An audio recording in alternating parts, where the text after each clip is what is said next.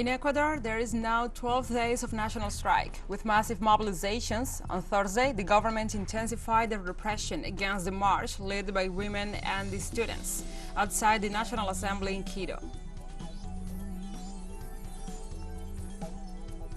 In Grenada, National Democratic Congress, the NDC, led by Deacon Mitchell, wins with a little over 50% of the votes and 9 out of the 15 seats of the parliament over the new national party, the NNP.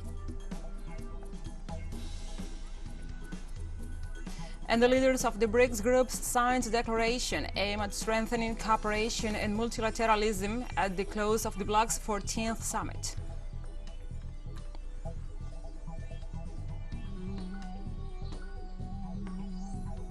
From the headquarters of FTS English in Havana, Cuba, this is From the South.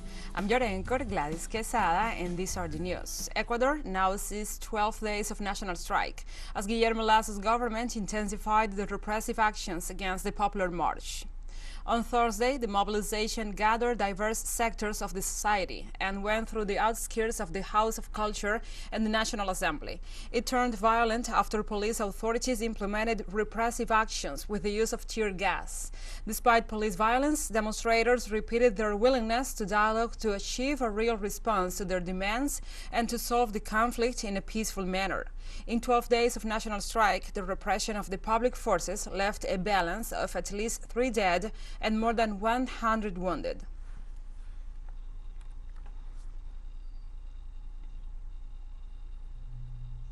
Earlier on Thursday, indigenous movements in the Ecuadorian capital recovered the facilities of the House of Culture in El Arbolito Park to develop a popular assembly in the framework of the national strike.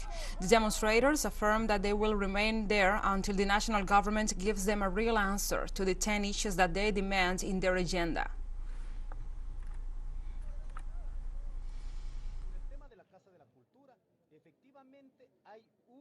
About the House of Culture issue. There is indeed a process and a very militaristic attitude. Never in the history of Ecuador, at least since the return of democracy, never a space of peace, a space where we have been able to come and rest. They have never broken this issue. Therefore, dear comrades, if we say that the House of Culture is there, but what we need at this moment is an answer, we're going to see at this moment the national government about the proposals regarding its relationship. Likewise, the president of the Confederation of Nationalities and Indigenous Peoples, CONAIE, Leonidas Isa Salazar, indicated to the international community that the national strike mobilizes the broad militancy of the various social movements that are active in the country. Well, first to the world and Latin America. You must know that this is not a struggle of a leader as they pretend to make known internationally. That the problem is Leonidas Isa. You're looking at the organizations and the authorities of the national organizations who are here together fighting for these 10 points.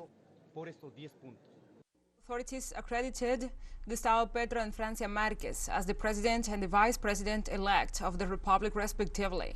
This event marks a milestone in the history of Colombia since the progressive and left-wing formula assumes the reins of the nation, with peace, inclusion, social justice, and Latin American integration as the basis of the government plan presented during the campaign. In this sense, Gustavo Petro made a brief analysis of the electoral results in which he highlighted the decrease of voters' abstention. Francia Marquez thanked the electoral authorities for the transparency and the expedite results and made a call for national reconciliation.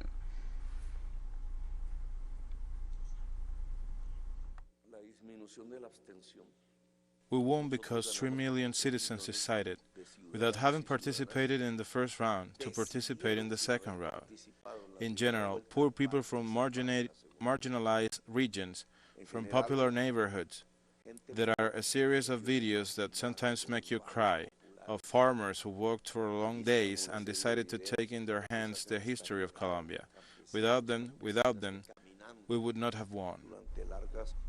Likewise, Vice President-elect Francia Marquez said her administration will be based on achieving peace and advancing national reconciliation. I only want to contribute by working hard, so that never again will a person in this country say that we cannot, that we are not capable. if we can and if we are capable, and if we can achieve peace, and if we are capable of advancing national reconciliation, and if we can achieve peace, and if we are capable of advancing in national reconciliation, I invite all Colombians to use love and joy, because we deserve to live in dignity. We deserve to live with dignity. We deserve to live with rights. We deserve to live with social justice, and we deserve to live taking care of our big house, Mother Earth. Now we move on to other topics. In Chile, workers of the state-owned company Codelco ended the national strike where they were protesting against the closure of a melting plant. Workers of the copper corporation, Codelco, reached an agreement and ended the mobilizations in rejection to closure of the Ventanas smelter located in the Valparaíso region. This government's decision was took after multiple and frequent episodes of contamination in the area. According to local media, 26 unions participated in the strike, calling the plant's closure arbitrary. The General Secretary of Government welcomed the agreement, stating that the dialogue with the government and the workers is vital to reach an understanding.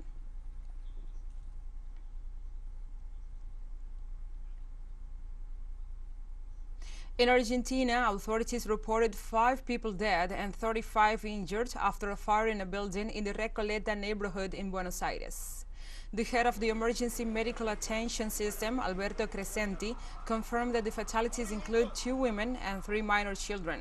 The official also informed that the injured were taken to different hospitals in the capital city of Argentina.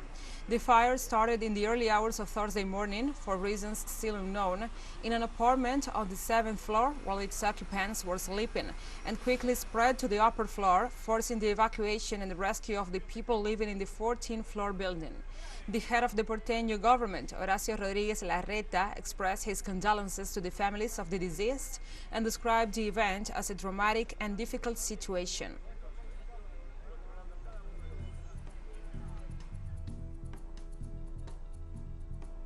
We'll take a short break now. Join us again after this.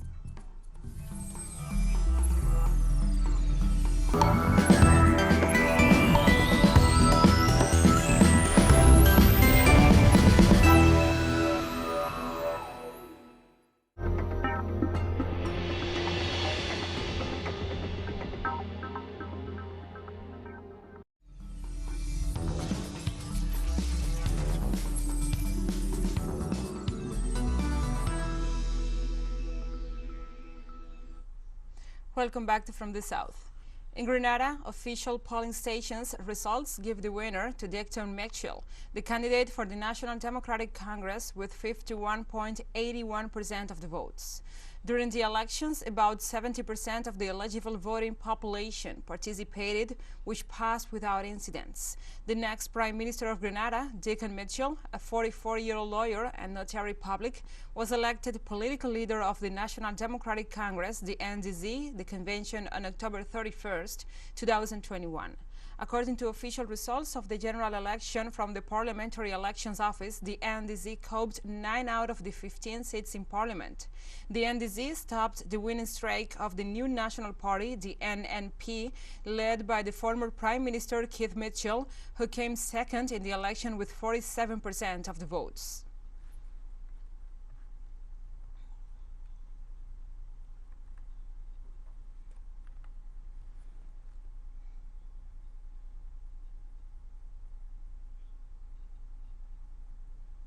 In Cuba, authorities announced that the 13th International Nature Tourism Event, Turnat 2022, will be held next September.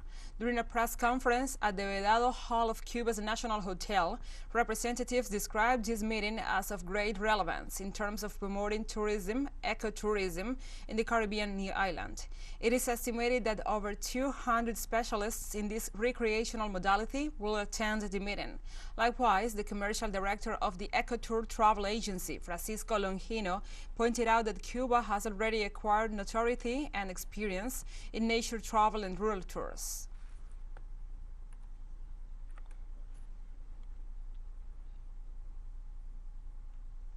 In the United States, the Supreme Court of Justice ratified as fundamental citizens' rights to carry firearms in public.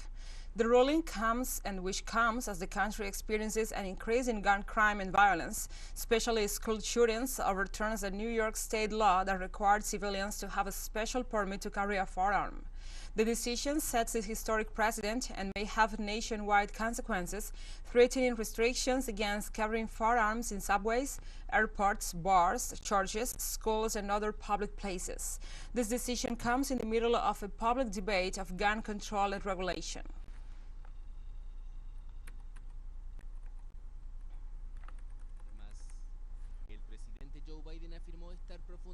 Also in the U.S., Texas state authorities announced the dismissal of the police chief in charge of responding to the shooting at an elementary school in the town of Uvalde that left 21 people dead. The announcement comes a day after the director of the Texas Department of Public Safety called the police response to the massacre a failure. Local police have been under investigation since it became known that more than 1,000 officers waited for an hour in classrooms adjacent to the scene of the shooting without reacting. In this context, the mayor of Uvalde, Don McCollin, announced that the Robb Elementary School will be demolished after being the scene of what he described as a terrifying event.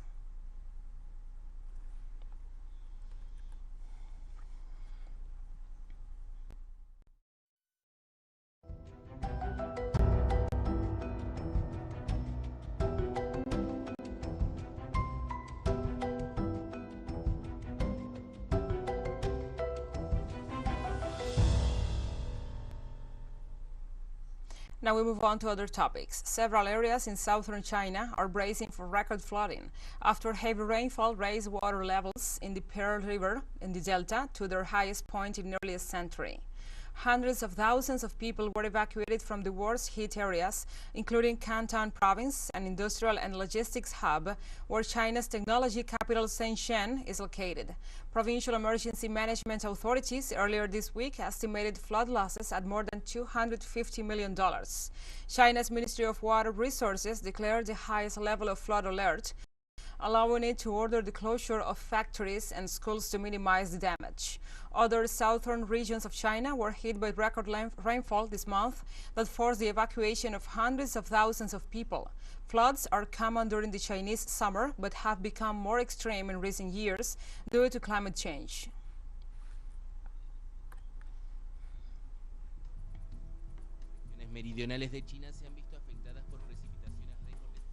And we have more news coming up after a final short break, so stay with us.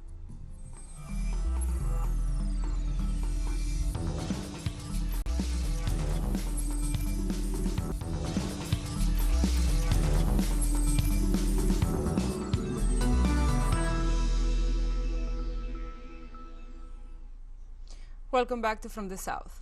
The 14th Summit of the Heads of State and Government of the BRICS Group culminated in the signing of a declaration aimed at strengthening cooperation and multilateralism among the members of the bloc. The head of state of Brazil, Russia, India, China, South Africa called for strengthening the weapons control system and maintaining integrity in order to ensure global stability. They also spoke in favor of strengthening areas related to agribusiness, aviation, energy, and the green economy, and urged members of the World Trade Organization to avoid unilateral and protectionist measures that are contrary to the organization's rules.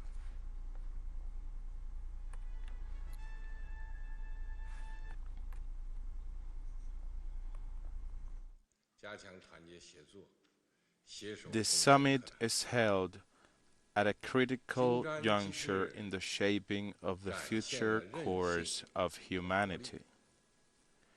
BRICS countries, as important emerging markets and major developing countries, need to act with a sense of responsibility to bring positive, stabilizing, and constructive strength to the world.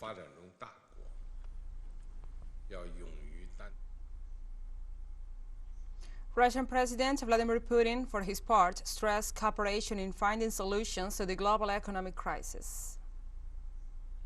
of honest and mutually beneficial cooperation can we look for ways out of the crisis situation that was developed in the world economy due to the ill-conceived selfish actions of certain countries. And we move on to other topics. Tunisian judges extended their ongoing strike for a third week in protest of the sacking of their colleagues by President Kais Saied. On June 1st, the Tunisian president sacked 57 judges, citing corruption and covering up terrorist cases, accusations that were strongly rejected by judges. Justices suspended their work in courts on June 4th and said the president's decisions were designed to control the judiciary and use it against his political opponents.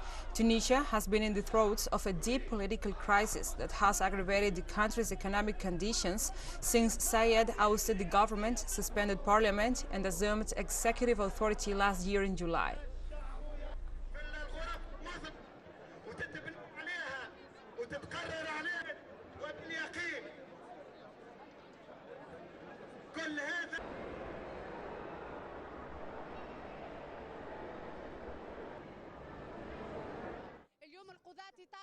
Today, the judges are demanding the withdrawal of the Decree 35, which is unconstitutional as it fails to grant the basic right to defend oneself and jeopardizes the independence of the judiciary.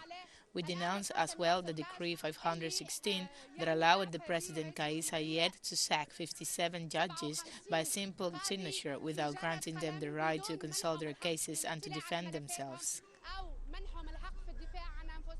The Cuban ambassador to South Africa visited the city of Cape Town to meet with the Friends of Cuba Society, as well as COSATU and the Communist Party, to exchange ideas on how to effectively assist in the campaign against the U.S. blockade of Cuba. Our collaborator, Johan Abrahams, gives us the details. Friends of Cuba Society hosted Ambassador Enrique Horta Gonzalez during his two-day visit to the mother city. The Solidarity organizations could hear firsthand what is currently happening in Cuba. The ambassador has given us a sense, or me a sense, that the Cuban Revolution is alive, that the people, though they may not all agree with everything and with how things are always done, that there's a healthy debate, but that the vast majority of Cubans are in support of the revolution. In recent period, the US has intensified the blockade on Cuba. Even in the midst of the global pandemic, the US embarked in an all-out effort to wreck the Cuban economy and to destabilize the country. In the case of Cuba, we are trying to do all our efforts to try to overcome the difficult situation that we have today. The Cuban people is a resistant people, a resilient people, and we will never give up to try to make our economy prosperous, sustainable for the well-being of all the Cubans. South African struggle hero Father Michael Lapsky says we must never forget the sacrifices made by Cubans in the fight against apartheid. So it's wonderful for us to hear from the Cubans themselves, to begin to understand what international solidarity means, which we as South Africans have always been the recipients of, but we've been in danger of forgetting in recent times that we owe a permanent debt of gratitude to the people of Cuba for the solidarity and the lives that they shed for our freedom. During the meeting, Focus members expressed their gratitude to Cuba for their contribution to a democratic and free South Africa and pledged ongoing support to the Cuban people. Johan Abrams for TeleSUR in Cape Town. And TeleSUR expands its signal with new satellite parameters. Since more than ever, the world connects to us and our stories are heard in other farther away nations. These parameters are in place since June the 1st in Latin America and the Caribbean, both in English and in Spanish, and quite soon further changes will be implemented for the signals in Europe, the Middle East and Africa. This news multi-platform will continue providing truthful content to oppose the hegemonic media's narrative and our faithfulness to our audience.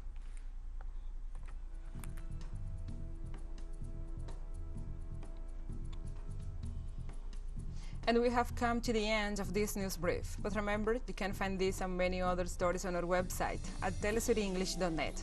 And also, if you feel so inclined, please join us on social media for all the latest news.